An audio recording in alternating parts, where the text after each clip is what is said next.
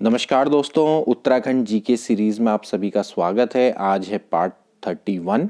आज का टॉपिक रहेगा गैर पारंपरिक ऊर्जा एवं आर्थिकी। गैर पारंपरिक ऊर्जा के स्रोत से क्या मतलब है? देखिए, एक होते हैं परंपरागत ऊर्जा के स्रोत, जैसे कि हम कोयले का यूज़ करते हैं, पेट्रोलियम का यूज़ करते हैं, प्राकृतिक गैसों का यूज़ करते हैं, ठीक है। देख होते हैं गैर परंपरागत ऊर्जा के स्रोत, जैसे कि सौर ऊर्जा है, पवन ऊर्जा है, ज्वारीय ऊर्जा है, ठीक है। तो उस पर आधारित तो दोस्तों आज हमारे प्रश्न रहने वाले हैं, ठीक है। इसके अलावा जो दूसरा टॉपिक है वो है आर्थिकी, यानी कि उत्तराखंडी की इकोनॉमिक्स। तो उससे भी रिलेटेड कुछ आज एमसीक्यू हम आपको करवाएंगे। तो 20 कुल मिला के ये एमसीक्यू रहेंगे। रोज शाम को हम आपको क्विज करवाते हैं, यहाँ पर आप पार्टिसिपेट कर सकते हैं। सेल्फ असेसमेंट के लिए आप जुड़ सकते हैं।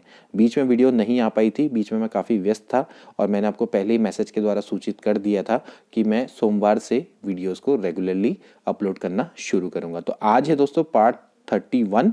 आप चाहे पीसीएस की तैयारी करते हैं, चाहे पुलिस की या पटवारी, आरओ, सभी के लिए महत्वपूर्ण है। तो चलिए आज की वीडियो को शुरू करते हैं। एक बार जितने भी लोग हमारे संग जुड़ गए हैं, वीडियो को लाइक कर दें। चैनल पर पहली बार आ रहे हैं तो सब्सक्राइब करना ना भूलें और अपने दोस्तों के बीच में जरूर शेयर करें इस वीडियो को। तो चलिए शुरू करते हैं। देखिए, आपके सामने पहला क्वेश्चन आपकी स्क्रीन पर दिख रहा होगा। उत्तराखंड राज्य में नवीनीकरण ऊर्जा नीति की घोषणा कब की गई? उत्तराखंड राज्य में रिन्यूएबल एनर्जी प्लान, इसकी घोषणा कब की गई? बहुत अच्छा प्रश्न है। 29 जनवरी 2007, 29 जनवरी 2008, 29 जनवरी 2009 या फिर 29 जनवरी 2010? तो इसका राइट आंसर क्या है? इसका राइट आंसर है बी वाला, 29 जनवरी 2008 को, ठीक है। भाई, नवीनीकरण जो नीति की जब घोषणा की गई थी तो इसमें इन्होंने बोला था कि जो अक्षय ऊर्जा स्रोत हैं 2020 तक उनसे 1000 मेगावाट तक का विद्युत उत्पादन किया जाएगा। यानी कि उसका एम उन्होंने रखा था कि भाई हम 2020 तक जो हमारे गैर परंपरागत ऊर्जा के स्रोत हैं वहां से, या फिर आप उनको अक्षय ऊर्जा स्रोत बोलेंगे, उनसे हम 1000 मेगावाट तक की विद्युत का उत्पादन रखेंगे। तो आपसे पूछा जा सकता है प्रश्न कि जो उत्तराखंड राज्य में नवीनीकरण ऊर्जा नीति बनाई गई थी तो उसमें अक्षय ऊर्जा स्रोतों से 2020 तक कितने विद्युत उत्पादन का लक्ष्य रखा गया था? तो कितना रखा गया था? 1000 मेगावाट, ठीक है।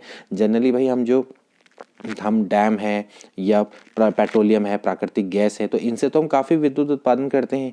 लेकिन अगर हमारे जो गैर परंपरागत ऊर्जा स्रोत हैं, चाहे सौर ऊर्जा है, पवन ऊर्जा है, ठीक है, बायोगैस है, तो इनसे अगर हम 1000 मेगावाट तक भी उत्पादन कर ले तो ये काफ़ी बड़ी उपलब्धि होती है, ठीक है। चलिए अगला प्रश्न देखेंगे। उत्तराखंड अक्षय ऊर्जा विकास अभिकरण का मुख्यालय कहाँ पर स्थित है? बहुत इंपॉर्टेंट है। इसको क्या बोलते हैं? उरेडा। तो इसका मुख्यालय कहाँ पर है? देहरादून, हरिद्वार, पौड़ी गढ़वाल या फिर अल्मोड़ा? तो इसका राइट आंसर क्या है? इसका राइट आंसर है अल्मोड़ा में दोस्तों ये अवस्थित है, ठीक है। आपको पता है कि जो उरेडा है, उत्तराखंड अक्षय ऊर्जा विकास अभिकरण, जो उरेडा है दोस्तों, ये राज्य में गैर परंपरागत ऊर्जा के विकास की एक तरह से मुख्य संस्था है, ठीक है। यानी कि जो हमारे राज्य में गैर परंपरागत ऊर्जाओं के डेवलप की जिम्मेदारी उरेडा को ही सौंपी गई है, ठीक है। तो उरेडा का मुख्यालय कहाँ पर है दोस्तों? अल्मोड़ा में, ठीक है।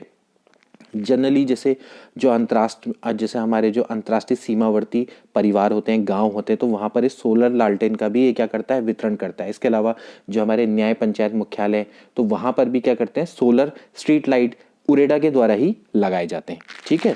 तो ये हमारे गैर परंपरागत ऊर्जा के विकास की जिम्मेदारी किसको है? उरेडा को है, ठीक है।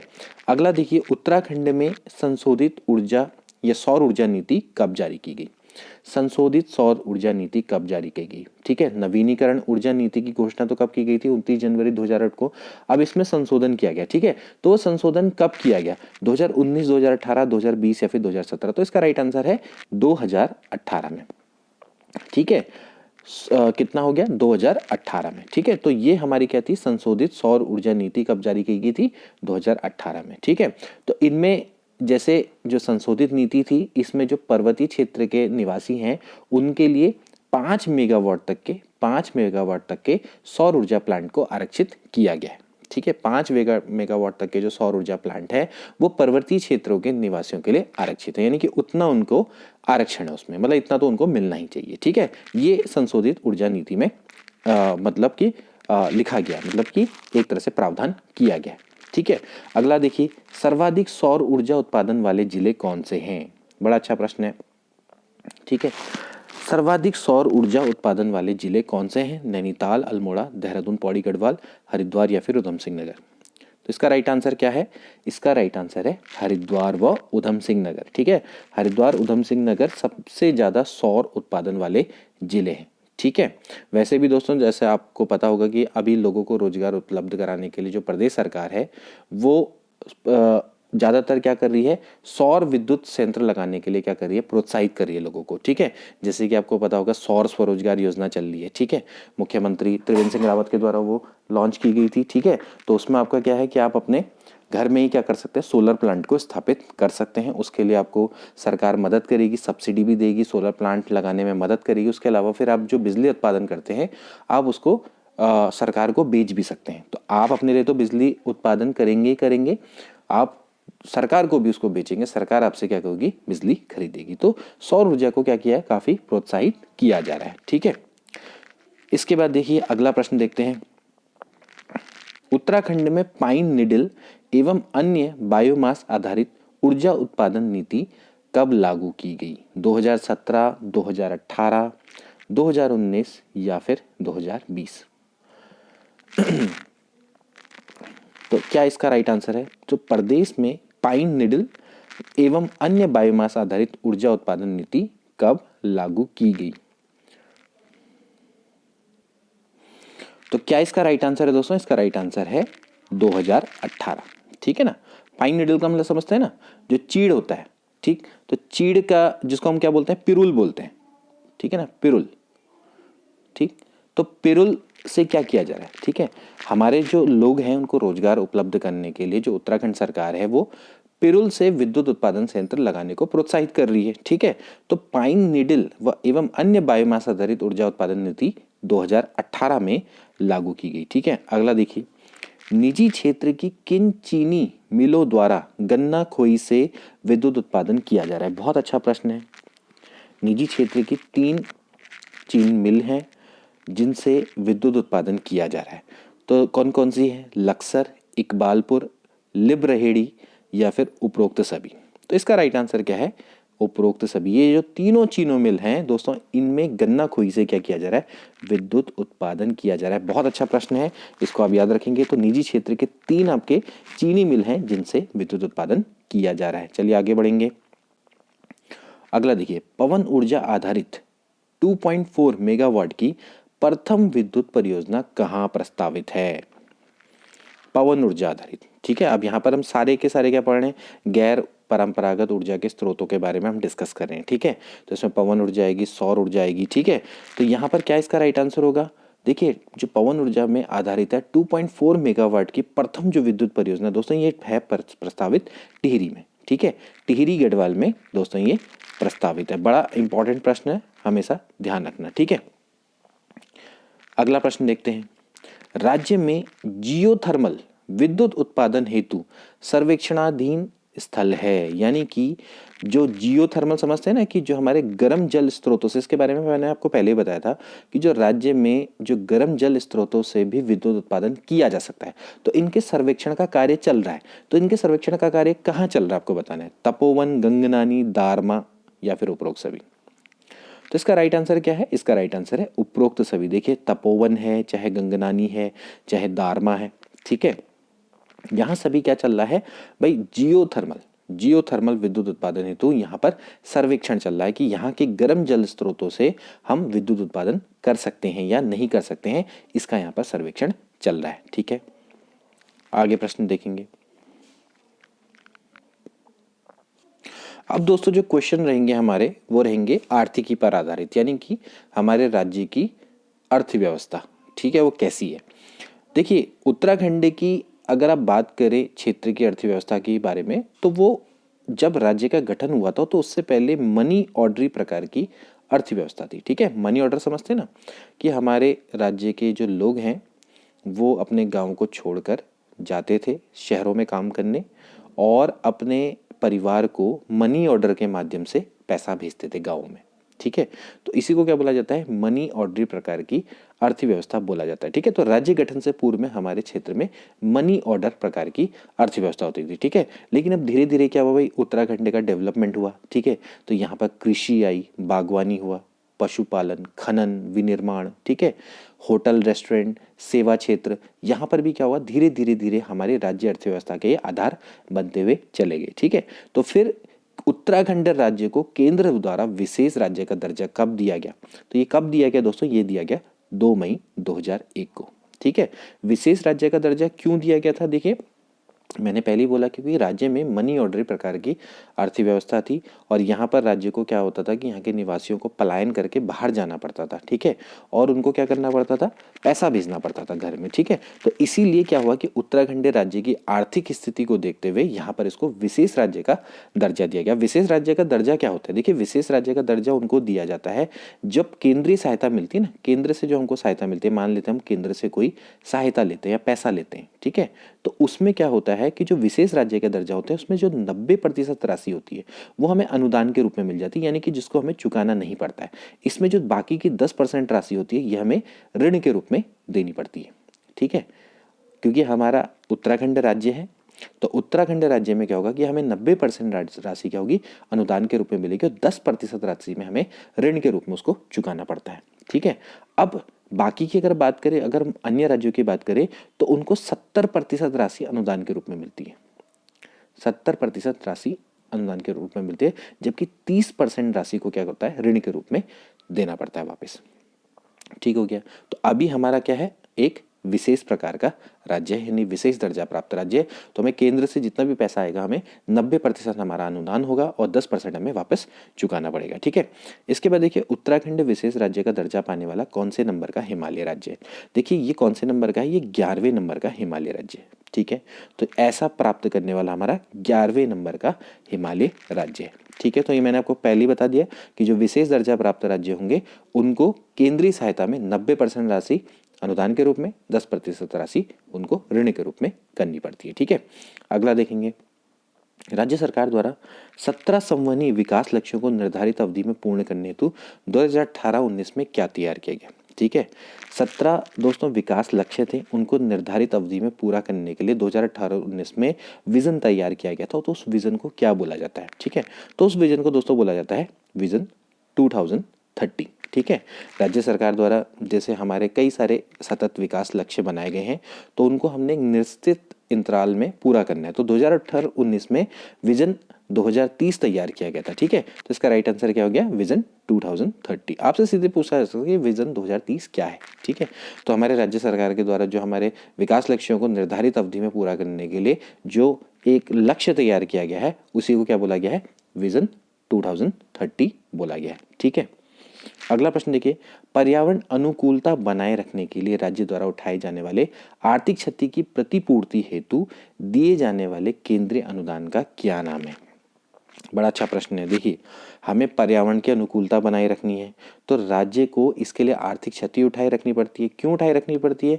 क्योंकि वहां पर वो क्या नहीं कर सकता? कोई उद्योग स्थापित नहीं कर सकता है ना। तो हमें आर्थिक रूप से क्या मिल रहा है? हमें आर्थिक रूप से काफ़ी नुकसान हो रहा है। ठीक है, क्योंकि वहाँ पर हम क्या नहीं कर सकते? कोई उद्योग नहीं लगा सकते। वहाँ पर पेड़ पौधे हम रखेंगे तो उससे क्या होगा कि हमें जो एनवायरनमेंट है वो हमारा अनुकूल बना रहेगा। ठीक है, तो उसके लिए हमें क्या होता है कि केंद्र से अनुदान मिलता है, उसको क्या बोला जाता है? एनवायरनमेंट बोनस बोलते हैं, ग्रीन बोनस, ग्रीन डिविडेंड या फिर एनवायरनमेंट प्रॉफिट। तो इसको दोस्तों क्या बोला जाता है? ग्रीन बोनस बोला जाता है। ठीक है, क्योंकि भाई देखो सीधी बात है, उत्तराखंड में आपको पता है कि 63% जंगल है। ठीक है, वन क्षेत्र है यहाँ पर। ठीक है, 63% अराउंड अप्रोक्सीमेटली यहाँ पर जंगल है। तो यहाँ पर से क्या है कि एनवायरनमेंट को बैलेंस करने के लिए हमें इनको मेंटेन करना होता है। ठीक है, क्योंकि अदरवाइज आपको पता है भाई, अगर आप यूपी जाएंगे तो वहाँ पर तो बहुत ही कम जंगल है। ठीक है, और नीचे नीचे अगर आप चलते हुए चले जाएंगे तो हमारा जो उत्तराखंड है वो क्या करता है? पर्यावरण को अनुकूलता बनाए रखना पड़ता है। इससे हमें आर्थिक रूप से नुकसान होता है। क्यों नुकसान होता है? क्योंकि हम कोई भी उद्योग को स्थापित नहीं कर सकते। ठीक है, तो उसके लिए क्या होता है? एवज में केंद्र हमें अनुदान देता है जिसको कि हम ग्रीन बोनस बोलते हैं। ठीक है, अगला प्रश्न देखेंगे। अगला प्रश्न देखिए, राज्य में आधारिक संरचनाओं के विकास हेतु पीपीपी मॉडल कब अपनाया गया? तो राज्य में आधारिक संरचनाओं के विकास हेतु पीपीपी मॉडल कब अपनाया गया? 4 ऑप्शन आपके सामने है। तो क्या इसका राइट आंसर है दोस्तों? इसका राइट आंसर है 2012। ठीक है, पीपीपी मॉडल क्या होता है? जानते होंगे, ये पब्लिक प्राइवेट पार्टनरशिप। ठीक है, यानी कि जो हमारे सार्वजनिक और निजी भागीदारी वो एक साथ होगी। आपस में क्या होगा, सार्वजनिक और निजी भागीदारी, यानी कि जो प्राइवेट लोग हैं वो एक साथ काम करेंगे और किसी प्रोजेक्ट को पूरा करेंगे और एक साथ क्या करेंगे, लाभ कमाएंगे। तो पीपीपी समझ लीजिए, सार्वजनिक और निजी साझेदारी।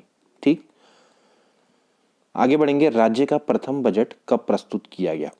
राज्य का प्रथम बजट कब प्रस्तुत किया गया?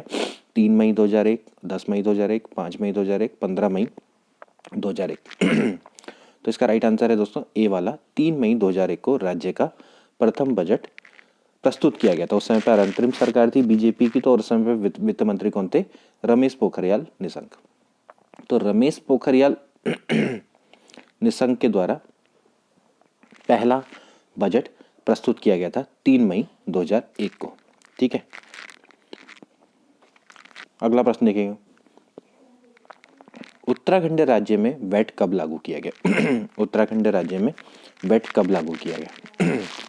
वैट समझते ना, वैल्यू एडेड टैक्स। ठीक है, तो इसको लागू किया गया था दोस्तों 1 अप्रैल 2005 को। 1 अप्रैल 2005 को दोस्तों इसको लागू किया गया था और ये हमारा 22वां राज्य था इसको लागू करने वाला। ठीक है, वैट टैक्स एक तरह का कैसा टैक्स है दोस्तों? ये इनडायरेक्ट टैक्स है। ठीक है, इससे पहले सेल्स टैक्स हुआ करता था। ठीक है, सेल्स टैक्स को क्या बोलते हैं? बिक्री कर। तो ये इनडायरेक्ट टैक्स है। तो इसके बदले क्या आया? वैट आया। ठीक है, अब वैट के बदले क्या गया है दोस्तों? जीएसटी। ठीक है, उसी पर एक क्वेश्चन है अगला। उत्तराखंड राज्य में वस्तु एवं सेवा कर कब लागू किया गया? यानी कि GST, goods and service tax. ठीक है, तो ये कब लागू किया गया दोस्तों? ये लागू किया गया था 1 जुलाई 2017 से। ठीक है, 1 जुलाई 2017 से दोस्तों ये आपका क्या हो गया? वैट के बदले, वैट के अलावा और भी कई तरह के इनडायरेक्ट टैक्स थे, तो उनको प्रतिस्थापित करके जीएसटी को लागू किया गया। ठीक है, बहुत सारे इनडायरेक्ट टैक्स है, तो एक जीएसटी भी एक्चुअली क्या है दोस्तों? एक तरह का इनडायरेक्ट टैक्स है। ठीक है, चलिए आगे बढ़ेंगे।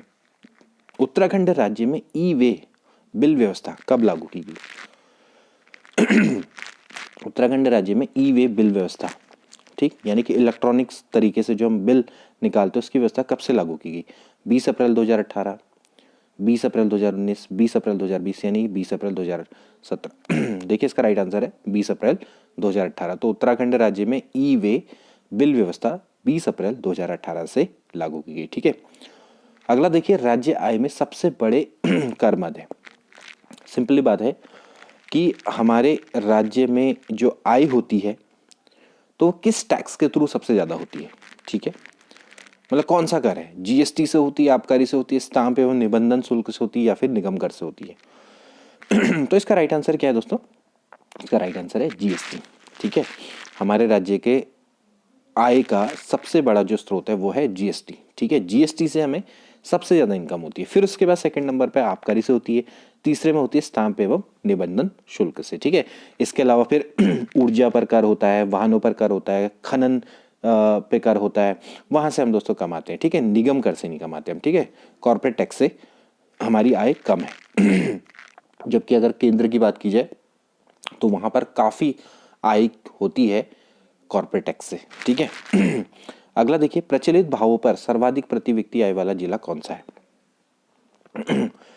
प्रचलित भावों पर सर्वाधिक प्रति व्यक्ति आय वाला जिला कौन सा है? ठीक है, देहरादून, हरिद्वार, उधम सिंह नगर, नैनीताल। तो इसका राइट आंसर है हरिद्वार। तो पूछा जा सकता है प्रचलित भावों पर सर्वाधिक प्रति व्यक्ति आय वाला जो जिला है दोस्तों वो हरिद्वार है। सबसे कम कहाँ पर है? रुद्रप्रयाग। ठीक है, ये आप याद करिएगा, सबसे कम कहाँ पर है? रुद्रप्रयाग। चलिए आगे बढ़ेंगे। लास्ट प्रश्न है दोस्तों आज का, राज्य योजना आयोग का गठन कब किया गया? राज्य योजना आयोग का गठन कब किया गया? 21 मार्च 2001, 22 मार्च 2001, 23 मार्च 2001, 24 मार्च 2001।